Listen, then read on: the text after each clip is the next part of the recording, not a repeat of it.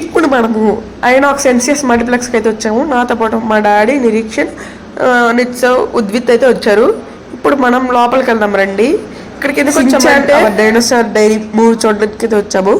ఇదే INOX సెన్సియస్ multiplex theatre. ఇది ఇక్కడ మొత్తం 3 స్క్రీన్లు ఉంటాయి. Screen 1, screen 2, screen 3. మన మూవీ అయితే స్క్రీన్ 2 కాడుతుంది. ఇది చూస్తారు కదా, ఇదే క్యాంటీన్. ఇదిగోండి స్క్రీన్ 2. లోపలికి వెళ్ళిపోదాం రండి.